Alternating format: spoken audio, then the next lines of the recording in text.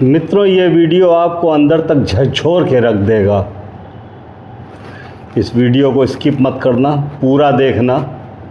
ये कोई किस्सा कहानी नहीं है, एक सच्ची घटना है, मेरी अपनी आप बीती है। इस आप बीती में मैंने जो कुछ भी महसूस किया, मेरे दिल ने कहा कि वो सब आप लोगों से मैं शेयर करूं, तो बस आपसे मैं शेयर कर रहा हूं। घटना इसी साल 4 अप्रैल 2026 की है। मैं बेंगलोर में था।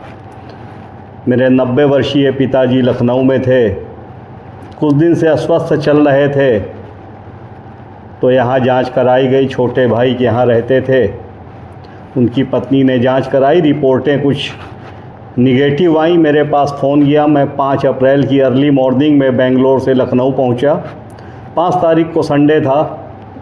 6 तारीख को अपॉइंटमेंट लिया डॉक्टर साहब से और बाबूजी को गोमती नगर से आलमबाग वाले घर में लाया।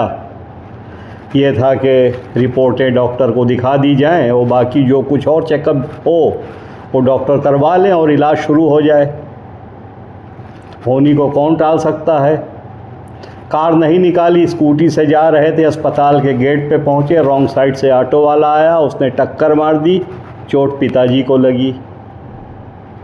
दाहिने पांव की उंगली में फ्रैक्चर हो गया। जिस बीमारी के लिए ले जा रहे थे वो किनारे हो गई, नई बीमारी शुरू।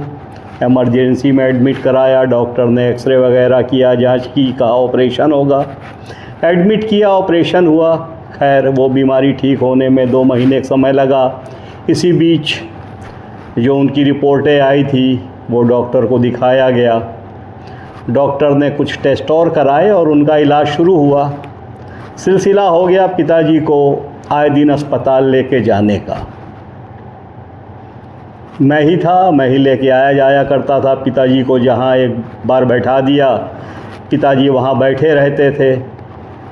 बीमारी तो थी ही, उम्र भी हावी हो रही थी। एक अबोध और मासूम से बच्चे की तरह लग रहे थे पिताजी। मैं उनको जहाँ बैठा के किसी काम से जाता, डॉक्टर से मिलने 5 मिनट लेट भी हो जाता, तो जिधर मैं गया होता था उसी तरफ पिताजी देखते रहते थे, इस उम्मीद के साथ कि मैं आता हुआ दिख जाऊं। उनकी आंखों में मैं देखता था तो एक भरोसा था, एक विश्वास था मेरे प्रति। मुझे अपना बचपना याद आ गया। मैं बचपन में बहुत बीमार रहता था। पिताजी के पास एक साइकिल हुआ करती थी। जाड़ा गर्मी बरसात पिताजी लेकर मुझको इस अस्पताल से उस अस्पताल, उस अस्पताल से इस अस्पताल दौड़ा करते थे। उस समय मैं मासूम था, मैं अबोध था। मेरी आंखों में पिताजी के प्रति विश्वास था। वो पल याद आया, मेरी पलकें भीग गईं। बचपन में जो पिताजी ने मेरे साथ किया, और मैं ठीक हुआ, स्वस्थ हुआ, मजबूत हुआ। आज इस हाल में हूँ। समय ने करवट ली, वक्त ने करवट ली। आज पिताजी अस्वस्थ हैं, वृद्ध हैं, बीमार हैं, अबोध हैं, मासूम हैं, लेकिन उनकी आंखों में मेरे प्रति भरोसा है। सच बताऊं दोस्तों, अगर कोई जवान बेटा अपने वृद्ध पिता के साथ कंधे से कंधा मिलाकर खड़ा हो जाए तो वो वृद्ध पिता कभी बूढ़ा नहीं होता। ये कहानी आपके आगे रखने का केवल उद्देश्य ये है, मित्रों, माँ बाप बहुत किस्मत से मिलते हैं अपने अगल बगल। आप देख सकते हो, बहुतों के माँ बाप नहीं होते। बचपन में या तो माँ ख़त्म हो जाती है या पिताजी ख़त्म हो जाते हैं। अगर भगवान ने आपको माँ बाप दिया है तो समझ लीजिए कि भगवान का साक्षात आशीर्वाद आपके ऊपर है। और माँ बाप भगवान किस्मत वालों को ही देते हैं। तो मेरी केवल आपसे यही विनती है, जब माँ बाप वृद्ध हों उसी समय माँ बाप को आपके सहारे की ज़रूरत होती है।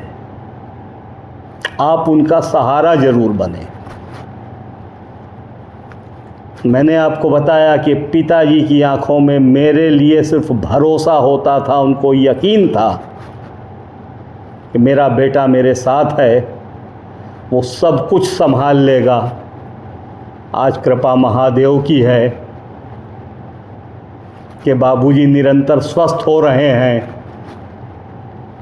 देश के वरिष्ठ साहित्यकारों में पिताजी का नाम आता है। 20 पुस्तकें उनकी प्रकाशित हैं। राज्य सरकार, केंद्र सरकार ने कईयों बार उन्हें सम्मानित किया। बीमार होने के पहले वो अपनी 21वीं पुस्तक अहिल्याबाई होलकर पे काम कर रहे थे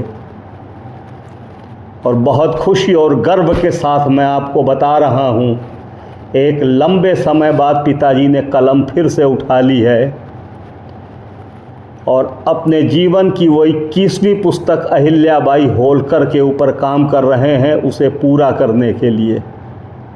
बस आपसे निवेदन ये है कि अगर भगवान ने आपको माता और पिता दोनों दिए हैं या दोनों में कोई एक भी है इस समय, तो उनकी सेवा सच्चे मन से करना।